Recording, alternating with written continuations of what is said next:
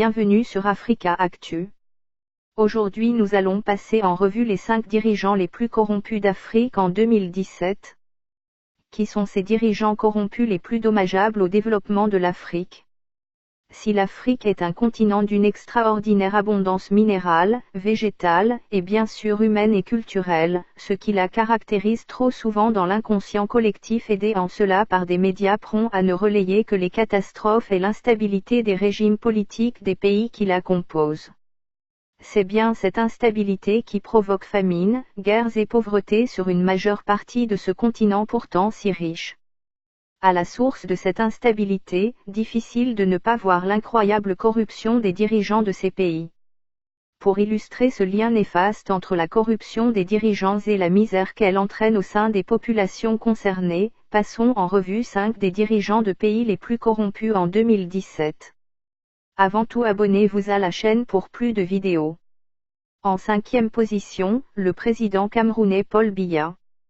Paul Biya est le président du Cameroun depuis plus de 32 ans, et il est régulièrement dépeint comme l'un des dirigeants de pays les plus corrompus au monde. Ce dernier a même reçu la douteuse distinction de pays le plus corrompu au monde en 1998 et en 1999.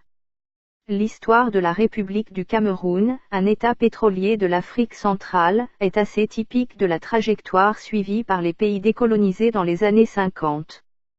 Paul Biya est arrivé au pouvoir en 1982, il y a plus de 35 ans, donc, avec le support tacite de la communauté. En 2008, il réussit à modifier la constitution du Cameroun pour en devenir quasiment le président à vie.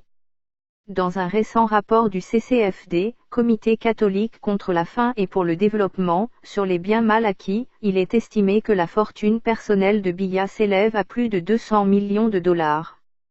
La liste des possessions personnelles de Biya est énorme, plusieurs châteaux en France et en Allemagne, et la villa Isis sur la Côte d'Azur. En 4e position, le président gabonais Ali Bongo. L'argent du contribuable gabonais faufile ces derniers temps entre les mains des officines françaises et américaines. Au lieu de construire son pays, le despote gabonais a choisi de dilapider les fonds publics pour des prunes.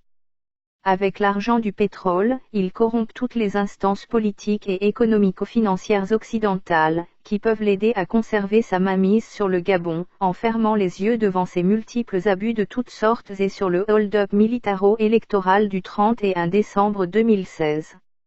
Le Gabon a dépensé plus de 15 milliards de francs CFA au bénéfice des officines françaises et américaines œuvrant pour le maintien au pouvoir d'Ali Bongo. Que les Gabonais ne s'étonnent donc pas de la nonchalance de Paris. Un travail de lobbying grassement rémunéré avec l'argent du contribuable gabonais est fait de Matignon à l'Élysée, en passant par le Quai d'Orsay et aux États-Unis d'Amérique. Le président gabonais Ali Bongo occupe le 4e rang des présidents les plus corrompus du continent avec une fortune estimée à 275 millions de dollars. Le président soudanais Omar el-Bachir occupe la 3e place des présidents africains les plus corrompus en 2017.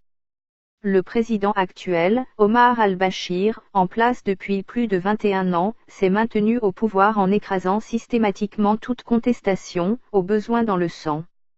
Cette longue période aura laissé toute latitude aux dirigeants pour appauvrir sa population en pillant les ressources du pays, selon les télégrammes diplomatiques américains qui ont fuité fin 2010, plus de 9 milliards de dollars ont été ainsi siphonnés du pays vers des banques londoniennes.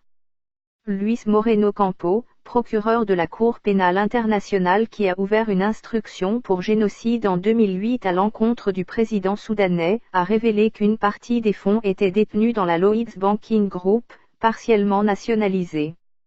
Il a aussi expliqué à des officiels américains qu'il devenait nécessaire de rendre public l'ensemble de ces informations et l'échelle des extorsions et méfaits d'al-Bachir pour pouvoir retourner l'opinion publique mondiale contre lui. La fortune personnelle d'Omar el-Bachir s'élèverait aujourd'hui à 290 millions d'euros. En 2e position, Alpha Condé, le président guinéen.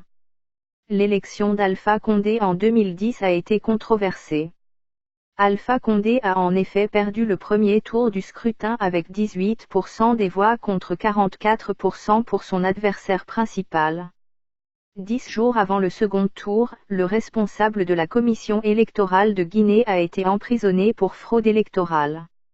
Suite à de nombreux reports du second tour, Alpha Condé a remporté les élections avec une marge de 141 000 voix après que 177 000 voix aient été déclarées nulles.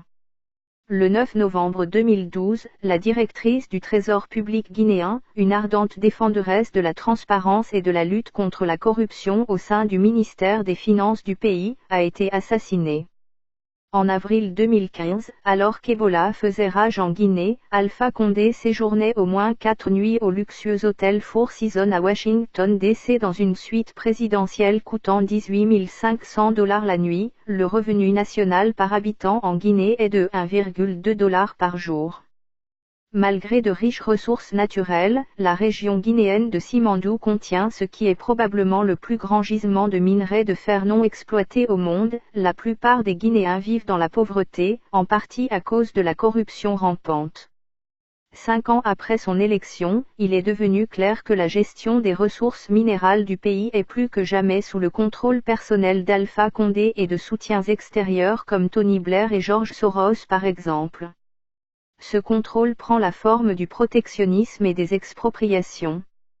La corruption dans l'entourage d'Alpha Condé est endémique.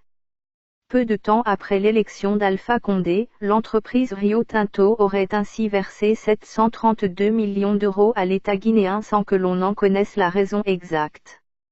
On semble depuis avoir perdu la trace de cet argent. Il demande aux Guinéens de se serrer la ceinture, en attendant les PPTE, puis, en attendant les conclusions avec le FMI et la Banque mondiale. Mais Alpha Condé, lui, n'a pas réduit son train de vie. Il voyage sans cesse à des coûts de millions de dollars. Comme si cela ne suffisait pas, il octroie des marchés publics à des amis, copains et proches, sans appel d'offres. Les ressources publiques prennent la direction des poches occultes. Le reste du peuple est agacé, abusé et désabusé. Lui, il n'a pas renoncé parce que les temps sont durs à ses droits, encore moins, les réduire. Son budget journalier est toujours en hausse, 1,3 milliard GNF soit 474 milliards par an. En première position de ce top 5 des présidents africains les plus corrompus en 2017, le président équato-guinéen Teodoro Obiang Nguema. La Guinée équatoriale est un État pétrolier de 700 000 habitants. Le revenu annuel par habitant y est de 27 000 € mais il cache des disparités abyssales, la majorité de la population vivant avec moins d'1 € par jour. Ce pays est actuellement dirigé par Teodoro Obiang Nguema Mbazogo, au pouvoir depuis plus de 32 ans, ce qui lui a largement laissé le temps de s'enrichir dans des proportions assez inouïes. Cette richesse semble provenir pour une bonne part du trafic international de drogue. Elle s'étend au moins jusqu'à son fils, récemment impliqué dans une vaste affaire de corruption pour laquelle il a dû négocier avec les États-Unis. Il a en effet accepté de renoncer à 30 millions de dollars, 23 millions d'euros, d'avoir dans le cadre d'un accord passé avec le gouvernement américain qui le poursuit pour corruption. Il vendra sa villa de Malibu en Californie, une Ferrari et 6 statues grandeur nature de Michael Jackson, selon le ministère américain de la Justice. Il lui est reproché d'avoir acheté tous ses biens avec de l'argent issu de la corruption, et d'avoir usé de son influence pour amasser plus de 300 millions de dollars, 230 millions d'euros, d'avoir par la corruption et le blanchiment d'argent, en violation de la loi de Guinée équatoriale et des États-Unis. La fortune personnelle de ce paron du pouvoir est aujourd'hui estimée à 600 millions de dollars. Voilà donc le top 5 des présidents africains les plus corrompus en 2017. Et vous, que pensez-vous de ce classement? Dites-le nous en commentaire mais avant tout abonnez-vous à la chaîne pour plus de vidéos, partagez la vidéo et ne manquez pas d'activer la cloche de notification. À bientôt sur Africa Actu.